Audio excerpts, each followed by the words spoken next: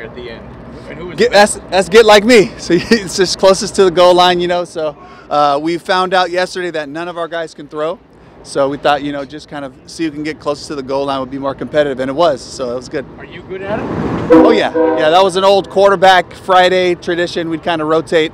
You know, Friday was win or loser day for us. So just trying to get these guys, you know, going and get them in the competitive spirit. Dave, only a couple of days, you know, pretty light workouts, but what did you see specifically out of Mitchell Evans? Excuse me.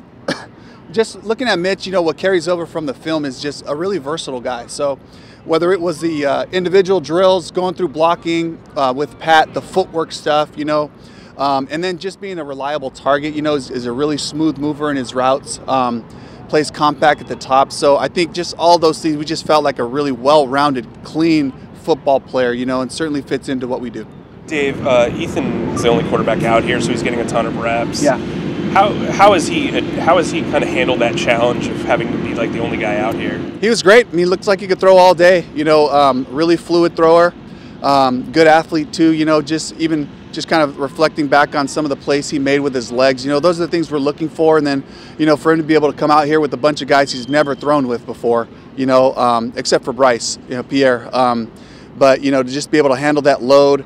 Handled the alerts. We threw a lot of tempo stuff at him and at the rest of the group to kind of, you know, test their, you know, study habits and all that. He did a great job.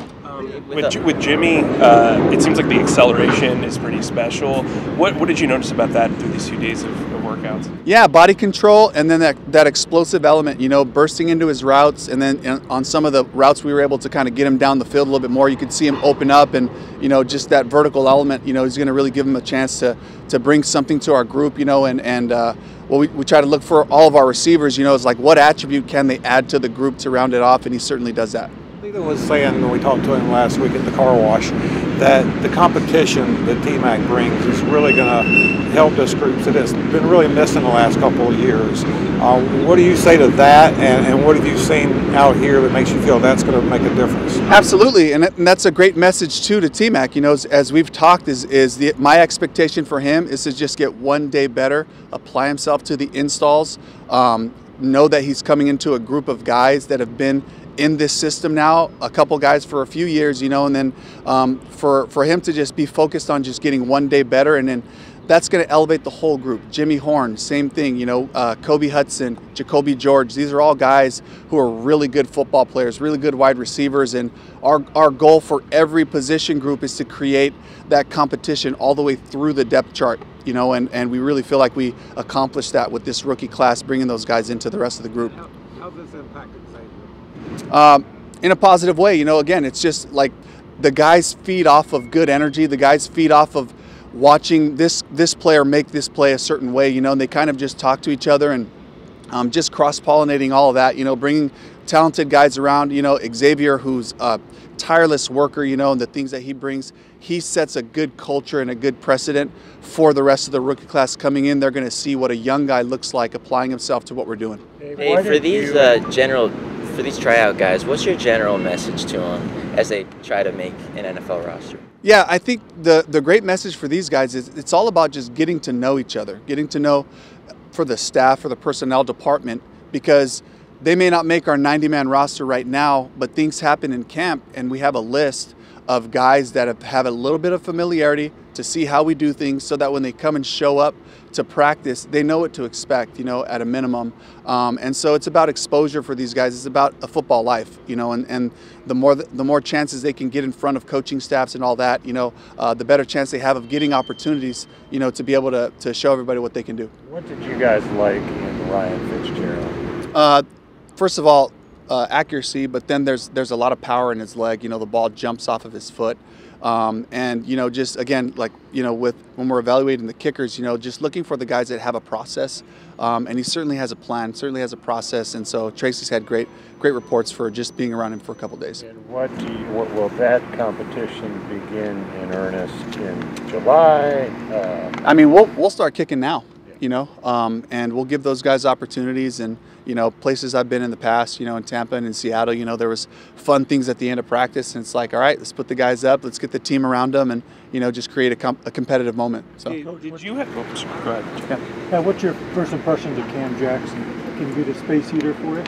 Oh yeah, and for Cam, for all the rest of the guys, I think this weekend has been about getting used to the work ethic and the challenge, and Coach Wash does a great job with our interior defensive linemen. And so he's prepping them, and he doesn't mind telling them, it's like, okay, you guys thought this was hard, just wait until you get here on Monday, and just setting that. So, and Cam's up for the challenge, and he's really excited to be here. And he wants to do something special. He said that, to us multiple times. And so, massive, massive man, and so just, but again, he's got that rookie learning curve, and it's going to be hard. This will be the hardest thing he's ever done. How do you describe his personality? It seems a little over top, a little. For me, it's just, I like guys that just enjoy life, and he's one of those guys. He shows up with a big smile, and he's eager about every day about what we're going to throw at him. And, he's saw him talking to, Nick Scorton in the hallway, and they're talking about their schools and football and basketball, and they're going back and forth. So he's got a competitive spirit to him, which I love. Dave, as part of this kind of orientation process, I know you have a lot of former players on staff, but did you have any of the current players speak to the group as they came in, just so they had kind of like a teammate that could kind of give them advice or anything like that? Or did you have any of the former players? I did not. Right now for us, it's the coaches, like we just kind of set the culture, but we do let them know the group that you're coming into, this is a really hard-working team. This is a group that respects everyone in the building. That's our expectation when you get here, is that you treat everyone well, and so really just talking about the culture, but we can talk about our guys, they know who our players are, and so we just kind of introduce it to them that way. Dave, you mentioned how the guys kind of feed off of each other with that competitive spirit. As a coach, how do you kind of get fed off of the energy of these guys as they're experiencing football at the NFL level for the first time? It's great. Hopefully my contribution to it is I'm excited about what we're doing every day, and I realize how important the margins are. And all the NFL teams are loaded with talent, and the way that you can separate yourself is by doing the little things right. And just the care from myself, from Ajero, from Brad, from Tracy, the coordinators, and all the position coaches, our approach to every day, the amount of work that goes into presenting these meetings in the classroom. This is not just another meeting.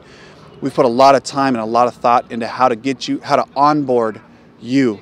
And hopefully they've felt this weekend the passion out of our staff, the passion out of Josh Hinkst and Denny Kellington taking care of things, and just the whole entire organization, just how important each day is. And so hopefully that's an infectious way to kind of see life, and what a great opportunity it is that we have. Dave, we didn't ask you about the decision to put Jonathan Brooks on the pup. Yeah. It's hard to know what his future would be, but what does this year give him with the potential of coming back, I guess, in 26? It really just allows him to focus on what he's working on, which is full health, strength, best shape of his life, to give him the best chance when he comes back to us, that he's running on all cylinders, that he doesn't have to think about anything, he can just play football and enjoy it again.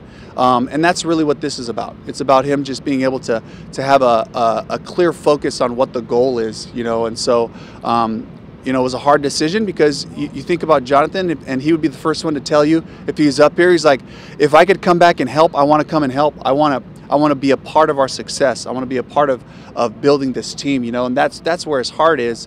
But at the same time, he does understand, that, when you have these two injuries back to back like this, he's got to make sure that he attacks this rehab properly and that he gets the full strength. And so that's all of our goal together.